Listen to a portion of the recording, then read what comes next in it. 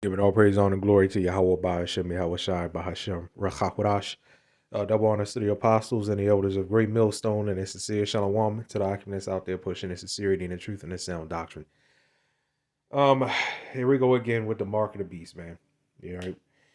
It doesn't get old with us, man. Right. Um, the mark of the beast is not sin, right? The mark of the beast, you could say, is part of sin, but the mark of the beast is not sin. All right. Uh, no matter how many times we have to keep repeating ourselves and saying this, it doesn't matter, right? But we're going to continue to tell you that no, the mark of the beast is not sin, because that means we all have it, right? We're all living in sin, right? What exactly is sin? Bishop. By the way, this is a video put up by Holy Bible Defenders. All right, and is going into Bishop Nathaniel again, saying that it's linked with Second Thessalonians 2:9. Boy, man, I tell you, man, these camps, man, these camps. Uh, let's get John chapter 3 and verse 4. All right, First John chapter 3 verse 4. Whosoever committeth sin transgressive also the law, for sin is the transgression of the law. You cannot keep the laws 100%, and this is what we tell you. You can't keep the laws here, man. Right? So obviously, if you accept anything from Esau, Edom, like the mark of the beast, yeah, that's sin, no doubt. But is the mark, the actual mark, sin? No. You got the image of the beast as well. Well, what's the image of the beast? Are you saying the image of the beast and the mark are the same thing? Because part of the image of the beast, worshiping the image of the beast, is sin. So you automatically sinning even if you do take it, right? But here's the thing, though, right? Because that's kind of like, that's almost like beyond sin. The mark of the beast is kind of like beyond sin. The thing about sin is that you can repent from sin. Okay, I'm going to repeat that. You can repent from sin. So what you're saying is you can repent from taking the mark of the beast, and that is absolutely not the case.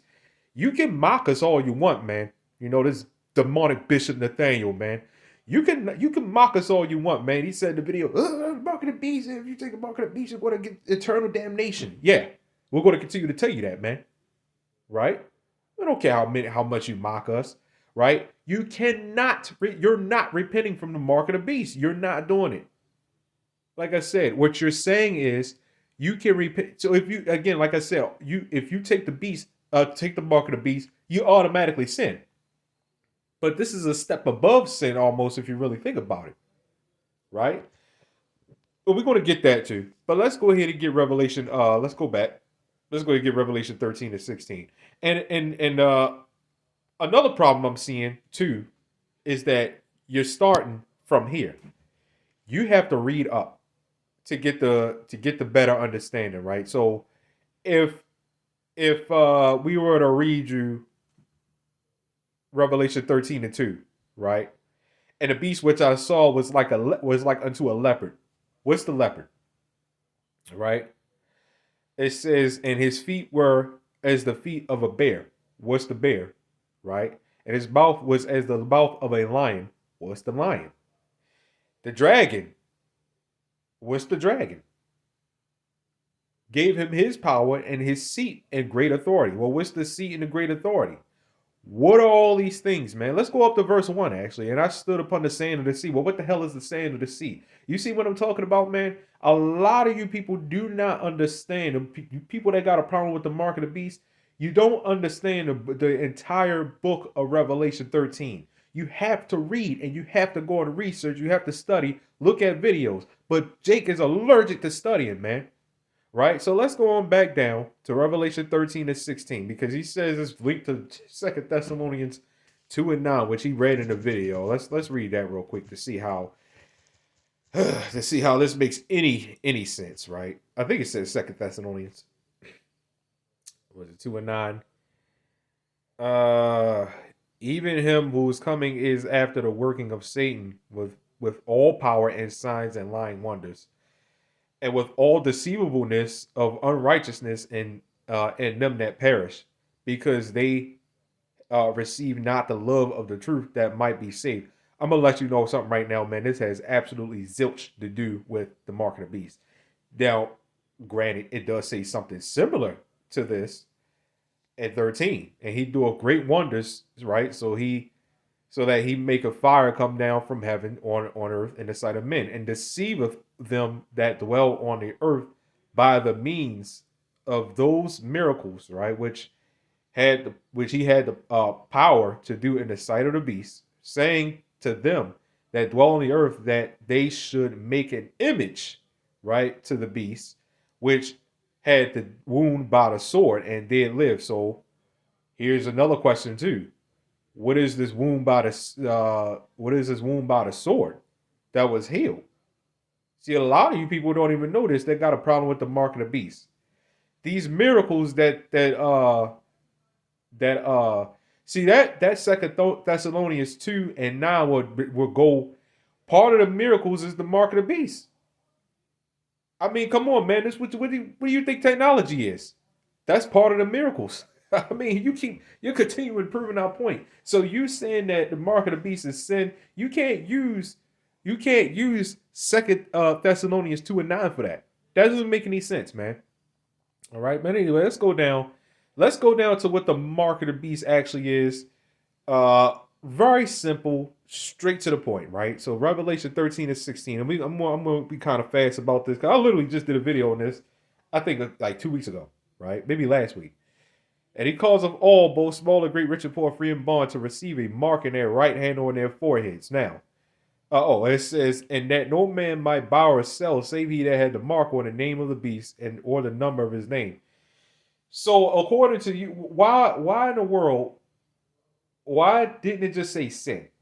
Right? If the mark of the beast is sin, how come it didn't just say sin? How come it has to say the mark of the beast?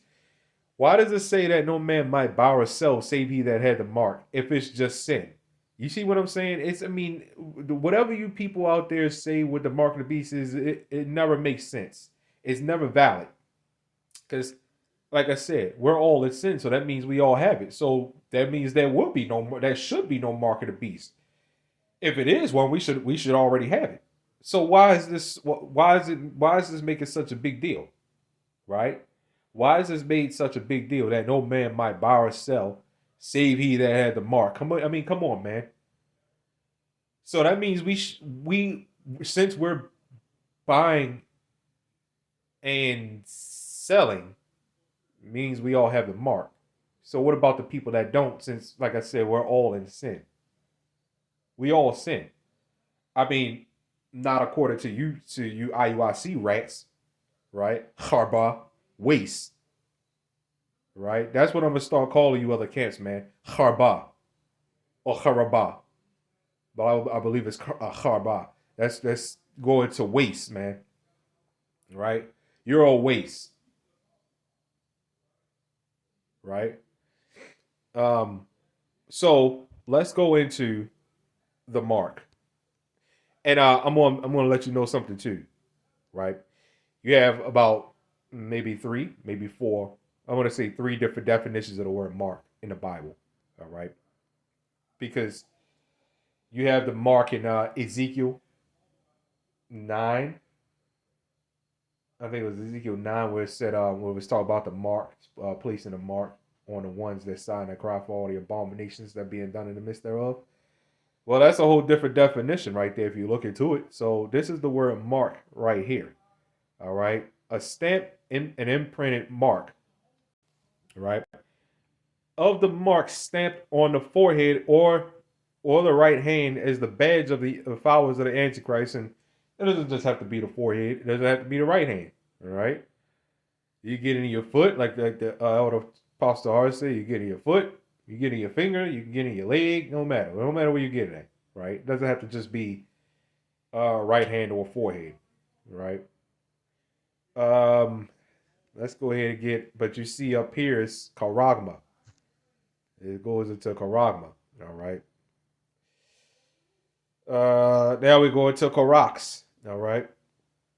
It says a pale or stake, a palisade, a rampart. Right. So, it's clearly saying it's something physical. Not good enough? Well, let's go ahead to the John Wycliffe Bible of 1382, right? Like I said, it's for, whether you hear, whether you forbear, man, because we're going into old Bibles that we can barely even read to show you what the mark of the beast is. If you don't get it at that point, then it's nothing we can do for you, man. I mean, how many times are we going to keep? Well, we're going to continue to say this until it's the time is up. But whether you get it or whether you not, whether you don't, it is what it is, man. Like I said, we're going into words, right? We're going into Bibles that we can barely read to show you a point, and you still not getting it. Jake is really stiff necked, man. I mean, that's no lie. All right, so here we go. This is in the John Wycliffe Bible of 1382, right? Revelation 13 and 16. And he shall make, he shall make all, small and great, rich and poor, free men and bondmen to receive what is this word here? Character in their right hand, or either, it says either in their forehead, right? Foreheads, right? That no man may buy, either sell, right? So, this word character, look at, can I zoom in on this one? No, I cannot. Look at how this is spelled. So, a character, really, is more than likely how it's said. Because you have charax, then you have charagma. This is more like a character, or character. That's probably more than likely how it's said. So, let's go into my favorite app, right? You see, it didn't take long to do this, by the way. I mean, I always say this, right? See, it didn't take long. There it is. There it is. Character. Symbol marked or branded on the body. A symbol or a drawing used in sorcery. So yeah, if you take the mark of the beast, you automatically, I mean, that's automatically sin. But like I said, that would technically be a little bit above sin, because sin is something that you can repent from. We want to show you what happens if you take the mark of the beast. All right.